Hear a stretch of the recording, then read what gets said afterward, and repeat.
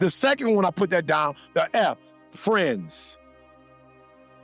So the second one is, it's gonna be tough to make good decisions and be with people who making bad decisions.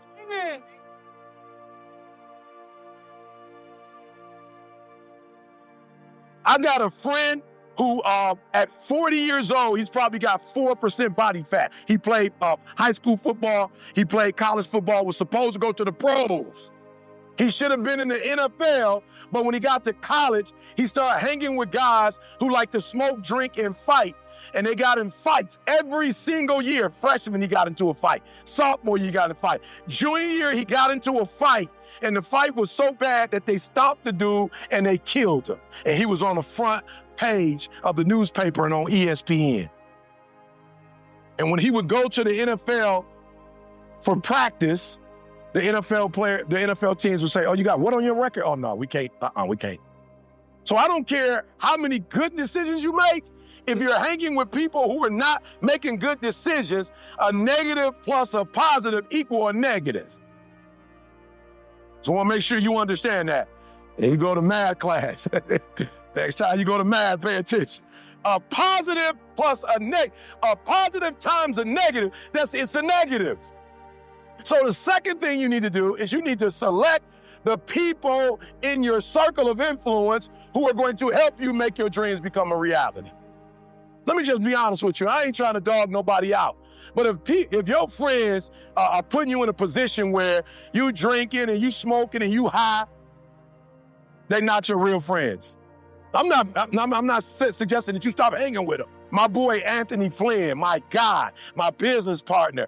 Anthony Flynn said, if you want to make it to the New York Times, you got to hire Rory. So I had a friend who connected me with a friend to help me make my dreams become a reality. If you have people in your circle, I don't care what they call themselves, friend. They're not a friend, they are a foe. If the person is not helping you to elevate, but what they're doing is destroying you, you can label it friend, you can call it whatever you want to call it, but they're destroying you, and you are a fool to let somebody destroy you in your dreams. And let me tell you why. I know a lot of people don't want to hear this, but at some point, I don't care what we all believe in this room. This is what we all have in common. We all believe we're going to die. You're going to die. Everybody in this room. Amen. I don't care if you're working out every day, you're not going to make it to 250 working out.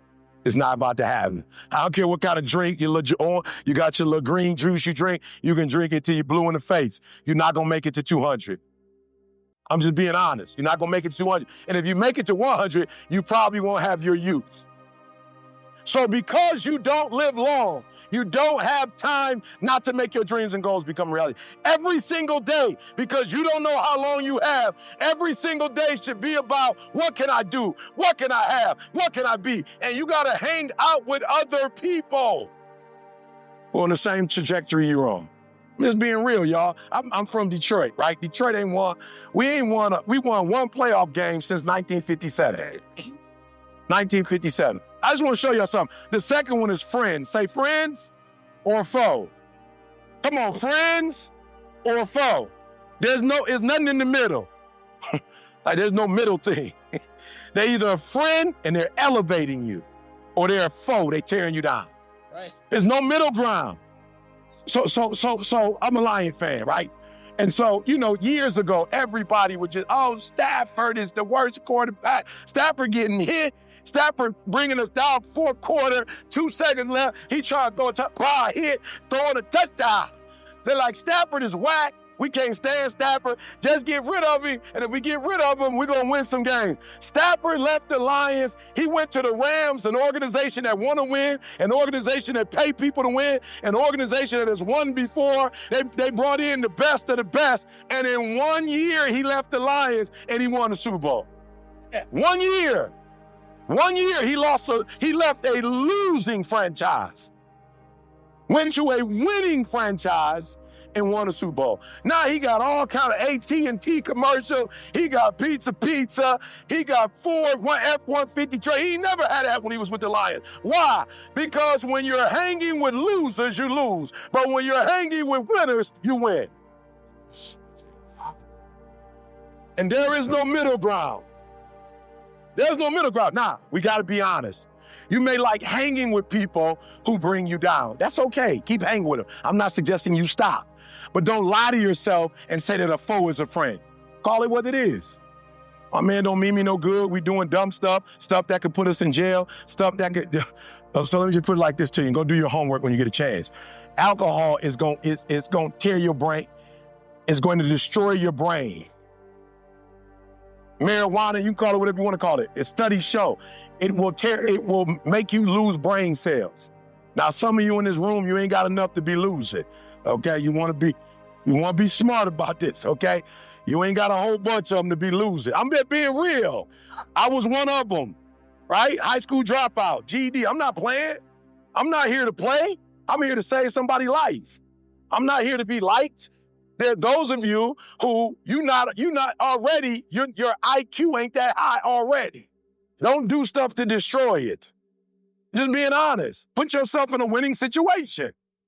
Does that make sense? Put yourself in a winning situation, right? Now, some of you, maybe you got enough brain cells to lose some. You just that sweet. But a lot of us in this room, we don't have that.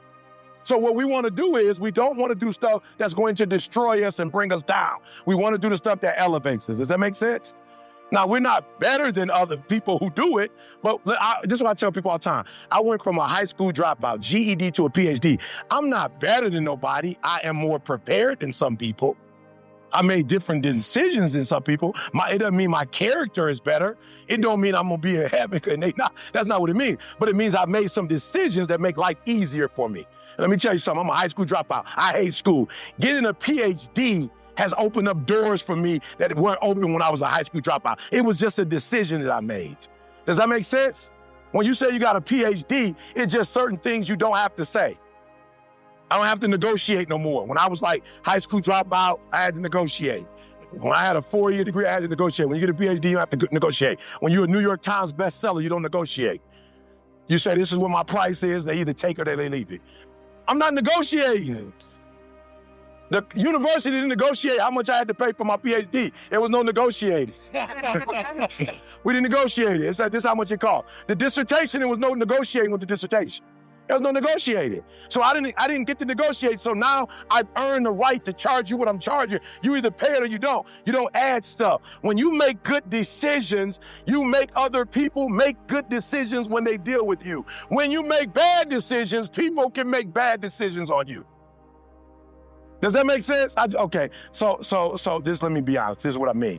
You go to jail, you made some bad decisions. If they decide they don't want to feed you, they don't have to feed you and can't let nobody do about it.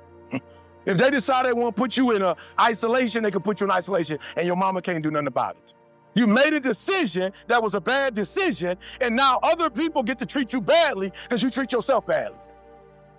I'm just being real with you. That's what happens. I need you to be clear. When you don't take care of yourself, you teach other people how or not to take care of you.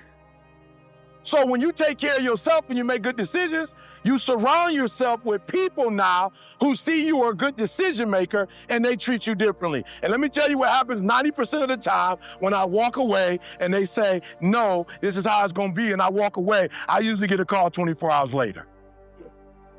Mr. Thomas, about the picture taking. It's just, we've thought it through and it's not necessary. You just speak. Does that make sense? Does that make sense? All right, so number 2, we're gonna choose our friends wisely. We're gonna do what? Now listen to me, I'm gonna say a name. Raise your hand if you ever heard of it before. Usain Bolt. You ever heard that name before? Good. What team does he run for? Jamaica. Let me say this to you guys, and I mean this with all my heart. I'm a 70s kid. I grew up in the 80s watching FloJo, Carl Lewis, Michael Johnson. Can I be honest with y'all? You couldn't beat the U.S. Olympic team. You couldn't beat us. This guy named Usain Bolt came out of nowhere. He started beating our best players. He beat our best runners, y'all. He was winning the gold. He was so sweet. He would beat them and be looking at him while he was running. He like, nah. They couldn't do nothing. But guess what? There were some other people in Jamaica, be careful who you hang with. There were some other people in Jamaica, some men who started training with Usain Bolt. And then all of a sudden, Usain Bolt beat us. Then all of a sudden, the 4x4 relay, now they beating us. And then I guess the women found out what they were doing, and the women start practicing with him. And in the last Olympics, the women's team won gold, silver, and bronze. Our best runner, they blew her out the water. Why? Because they all started training with him. Be careful who you train with. You train with a gold medalist, you become a gold medalist. You train with silver, you become silver. You train with bronze, you become bronze. You start training with people who do not qualify, you no longer qualify. I made a decision to get the New York Times, and I got with a friend who connected me with somebody who had already got 3 books that were New York Times bestseller and helped 5, 6 other people get it. And so when I joined, it was easy for me to do it because I started hanging with people who didn't. If you're a high school, you're struggling in school, you probably need to start running with A students. Go and get your little lunch money and start paying for them to eat. Start putting your little money to the side. Be like, look, let's study, food on me. All the pizza y'all want, I got it. Drinks, everything on me. Dessert on me. And you start studying with gold medal studiers and watch you become one. I went from a high school dropout, homeless. I failed English twice in college. And I'm not talking about the 300 level, the 101. I failed a 101 twice. They felt so bad for me, I didn't even have to take it the 3rd time. I just clept it and got. They were like, don't even worry about taking it again. Just go take a test and see if you can pass. But I just wrote a New York, why? Because I started hanging with. Good, A, you can see the A, write the A down. The A is be your authentic self. You owe you to make great decisions. You owe you to choose your friends wisely. You owe you to pick people who going somewhere with their life. You owe you. You owe you. I picked Dee Dee when I was 16 years old in church. I started dating Dee Dee because she was doing something with her life. And she got on my last nerves, but she forced me to go get my GED. I will never forget, Dee Dee called me to her house. She said, my mom is gone. Can you come over? I was like, no doubt. No doubt. You know what I'm saying? What? Got on my bike. You know what I'm saying? 3-mile ride. I was just riding over. Her mom is gone. Her mom is gone. She invited me over. Wow, finally. Her mom is gone. Her mom is gone. Finally, after all these months, it's on and popping. I get to the house and she comes outside. I'm like, oh, what you coming out for? I thought you said your mom was gone. She says she is, but we need to talk first. I was like, talk about what? She's like, I got to ask you a question first. And I was like, all right, what you got to ask me? Hurry up. She said, do you love me? I said, love you? Yeah. Yeah, I love you. She was like, no, do you love me, love me? I said, yeah, I love you, love you. She said, all right, I want to show you something. I was like, yes. So she pulled a piece of paper out of her back pocket. I said, what? It was an acceptance letter to college. She said, I got accepted into college. And if you don't go get your GED and follow me to college, I'm breaking up with you. Oh, yeah. Real. Let me just tell y'all something. I hate school. Never liked school, dropped out of school. But when she said that, I might be a little slow, but I ain't stupid. I went to night school, studied, and passed my GED and followed to college. We've been married almost 33 years. Listen to me very closely. Do me a huge favor. Stop picking cheerleaders for your friends and pick coaches.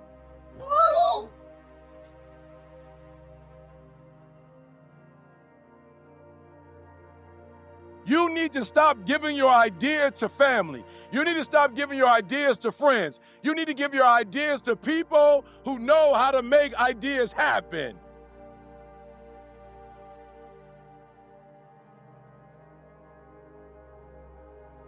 I'm gonna say that one more time because you missed that one. Y'all should have got excited about that one. Look, most of you are not making your dreams and goals a reality because you're giving it to people that you love. You're giving it to people that you like. You're giving it to people who are going to cheerlead. Write this down. I don't need a cheerleader. Write that down. I don't need a cheerleader. I need a coach. You don't need a cheerleader. You don't need somebody cheering for you. You need a coach. You need somebody that's going to take your ideas and help you execute on your ideas. You don't need nobody to make you feel good. You'll feel good when you reach the goal. Does that make sense? So the first thing is desired outcome. Look, what do you need to make your dreams and goals become a reality? How much do you need? Write it down. I need you to know how much you need. And I need you to know why you need the number. So it's okay that you just wrote a random number down. But at some point, you need to know exactly how much you need to make your dreams and goals and family and everybody else you're trying to bless. You need to know how much that's going to cost. So I used to never talk money. I hated money. I thought people who talk money were like, I'm just like, they're evil people. They just want money, money, money. And I never talked money. I only talked ministry. But then my kids went to school and I realized they couldn't go to school with prayer. I don't know, it's crazy. Michigan State didn't accept prayer. It was the weirdest thing. I'm like, Michigan State, we're a praying family. They're like, good, pray for $50,000 a year, each one of them. You're going to have to pray, each one get 50 grand, because that's how much it's going to cost. Right? So then I put my kids through school, and then there are other kids who are great students who need to go to schools, but their parents didn't do what they were supposed to do financially, so now I got to put them in school. So now there's 20 kids last year I took to the Super Bowl. It cost me $200,000 to take all those kids to the Super Bowl. I put them in the best hotel in San Diego.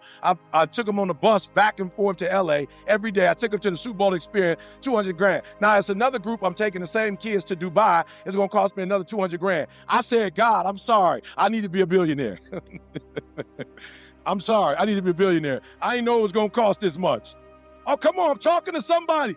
The reason you don't have money is because you don't even know why you need money. I need you to figure out why you need it. You're going to get the car.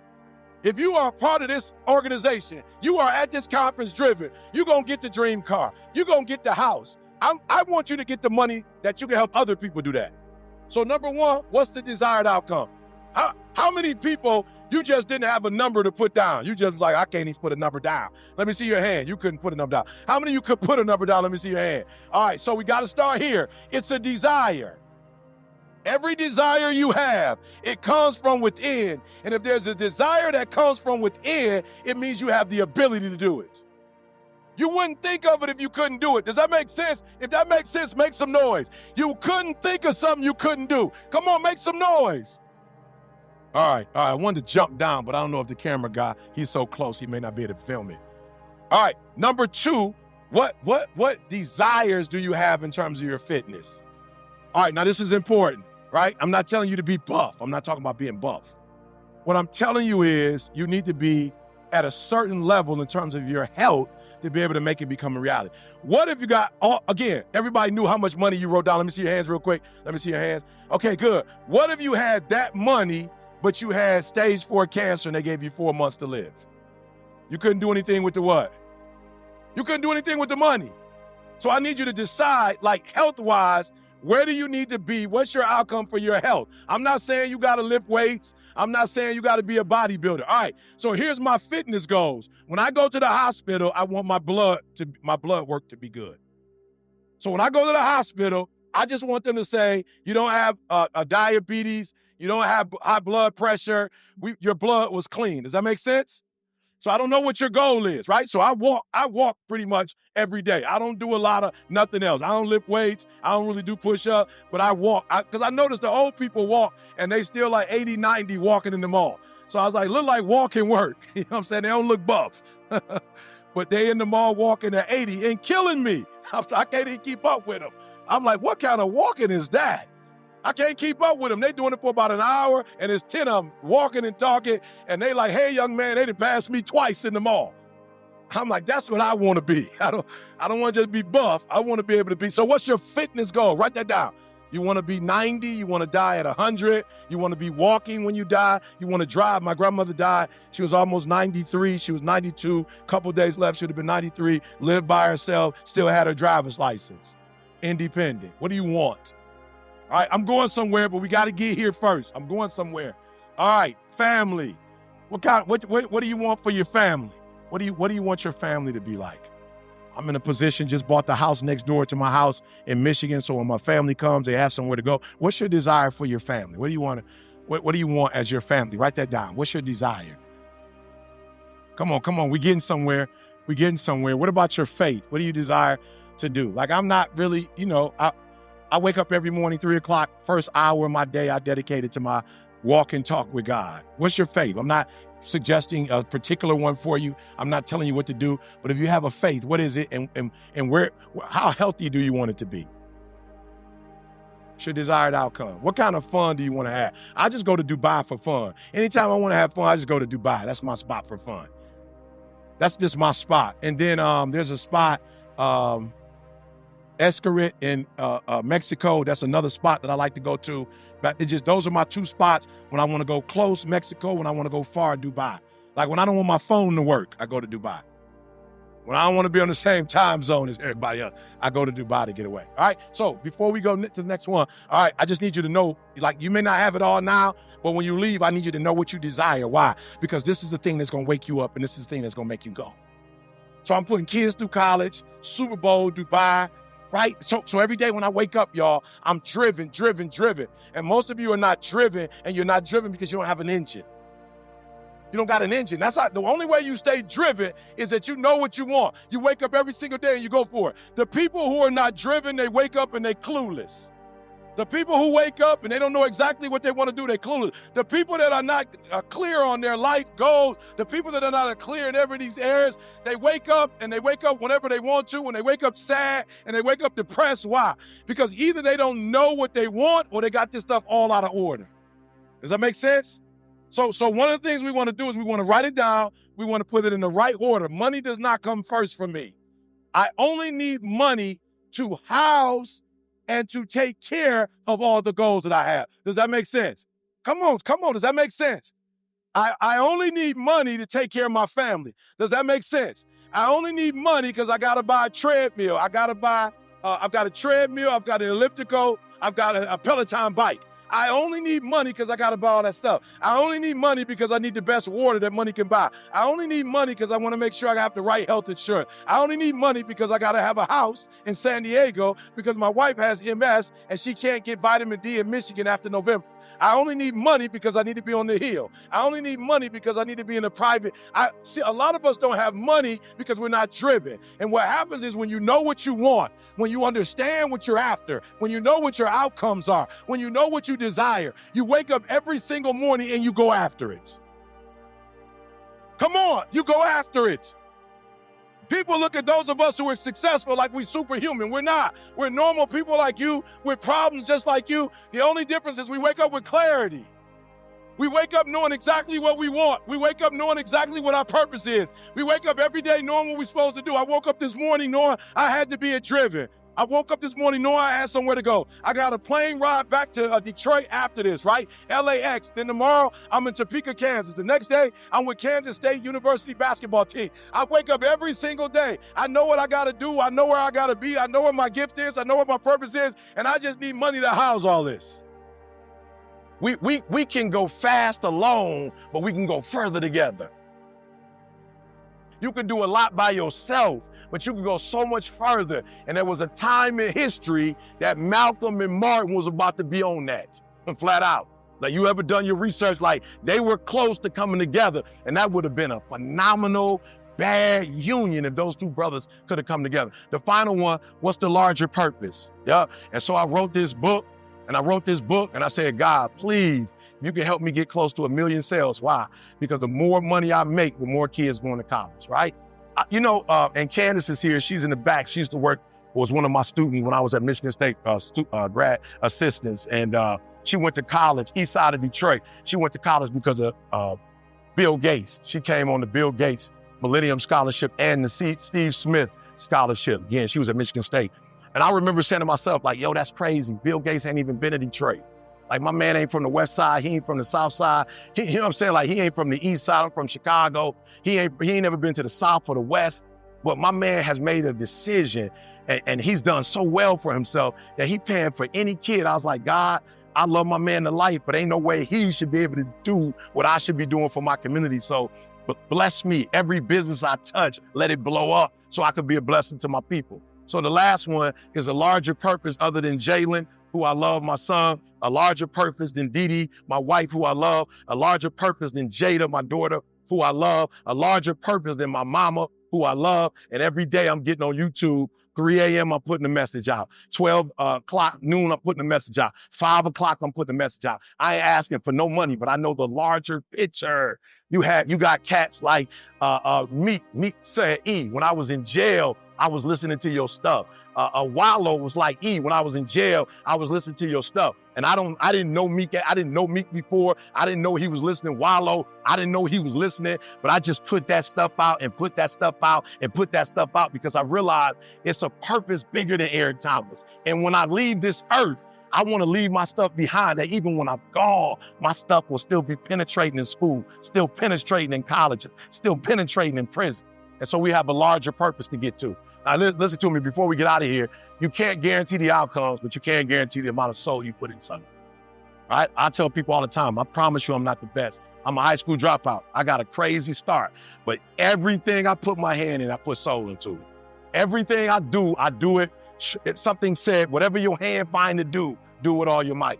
Whatever your hand find to do with all your might. And if you are faithful over few, I'll make you rule over many. I read something that said, find a man that's diligent at his work, and he shall stand before kings and queens and not mean men. That thing is real. All right, let's go to the last one. I'm gonna let y'all get out of here. All right, take ownership. 5 steps to taking ownership. All right, and I wish my young folks was here because I'm sure many of you in the room, you way beyond this. But again, that's who they told me I was gonna be talking to, so take this back to them. Number 1, let's let our young people know we gotta stop playing the blame game, all right? We gotta take full ownership. And the day my life changed, listen to me, I didn't get no taller, I did get a little wider, right? I ain't get no taller, I ain't get no new voice, like I didn't get a new set of parents, like, you know, my life didn't start all over again in a new city, like I didn't get no new resources. Matter of fact, me and CJ, we started this thing in 2006. We have never had a sponsor, y'all. Like Nike ain't never ran up on us and was like, yo, we see all the work you doing in the hood. We gonna bless you. Under Armour ain't never come to us. We ain't never had a water company. We ain't had nobody. But we took ownership of, yo, we about to go buy the best camera we could buy. We about to get the best mic we can buy. We about to get whatever software, editing software we could get. And we putting videos up every single day. Listen to me, I'm talking about McDonald's ain't hit us up. Five Guys ain't hit us up. And we never played the blame game. We never was like, yo, cats be coming to us. E, bro, I'll be listening to your stuff. I made $10 million last year because of you. I ain't never go, bro, you made 10, can you bless? I ain't never asked nobody for nothing. We took full ownership. We said, boom, we got Twitter. Boom, we got Instagram. Boom, we got TikTok. Boom, we got YouTube. Listen to me, when I took those kids to the Super Bowl, I didn't call nobody that I know and say, hey, bro, can you give us $5, $10? When we wrote the book, we ain't called nobody. We took full ownership. We said the Lord has blessed us to be in a time where it's not slavery. We have opportunities in this country, and we're gonna wake up every single day and we're gonna grind. I want y'all to tell the young people they got an opportunity of a lifetime, but it does not matter if you don't take full ownership. I'm talking about all of it. I don't want nothing from my father. I don't want nothing from my mom. As a matter of fact, I blessed my mom, and in the summer, she stayed in California, Florida. I don't need nothing from my mom. I don't need an apology from my father. I don't need nothing. I'm taking full ownership. But the day I was when I was homeless and I was living in an abandoned building, I was blaming folk. Oh, the Detroit public school system. Oh, the police officer. Why my man pulled me and my boy over at 3 o'clock in the morning and take us to jail? Why? How he know we had a stolen car? How my man know my boy had bricks? They prejudice. God was like, ain't nobody prejudiced, son. Here's the deal. Your mama don't know the police officer. The police officer don't know the counselor that kicked you out of school. Don't nobody know nobody but one person. That's Eric Thomas. And I was like, yep, got to take full ownership. Make excellence an expectation. So now what I do, again, all my stuff is free. 90% of the stuff that I do is free. The only way I make my money is a couple corporations call me from time to time, right? And they pay me, right? So what did I do? I noticed Jackie Robinson. I'm like, man, how did he get into the league as the only black? Excellence. Man, how Martin Luther King get in front of the world? Excellence. Man, how Rosa Parks? Excellence. And I start realizing like, yo, you can get beyond racism. You can get beyond having ADHD. You can get beyond having some academic challenges. Yo, you can get beyond your daddy in your life. You can get beyond your grandma had 14 kids on the south side of Chicago. You abject poverty. Like, you can get past a lot of stuff if you operate at excellence. Like, you can get a lot of people to notice you when you excellent. CJ, you got to help me with this. How much was our first gig, C, when we first started doing the school district? How much did they pay us? $100 out the vending machine. Excellence at everything we do. What they paying me now an hour to speak, see? We was getting $100 from the vending machine. We never quit, we never gave up. We never said like, yo, as a matter of fact, the when you want to succeed as bad as you want to breathe speech was already out and I couldn't get an opportunity. One of the best speeches ever done, I couldn't get opportunity. I didn't cry, I didn't say woe is me. I just was like, yo, see, we ain't doing something. We gotta go harder. We got to go faster. We got to go stronger. We got to put out more content. We got to get to a spirit of excellence. So tell these young people they got an opportunity of a lifetime. Don't touch it with average because we ain't average. Don't touch it with good because we ain't good. That ain't in our DNA. Martin Luther King wasn't, Frederick wasn't, Nat Turner wasn't, Sojourner wasn't, Booker T wasn't, Du Bois wasn't. None of them were average. Fannie Lou Henry, none of them were average. None of the Medgar Evers, none of them were average. They were all great. And because of their greatness, we all get to sit here. We're all on their shoulders because they were great. Tell these young people, don't touch it if you're going to be average. Get out the league if you're going to be good. Only show up great because when great and excellent is the expectation, we're able to do something for our people that can never be done.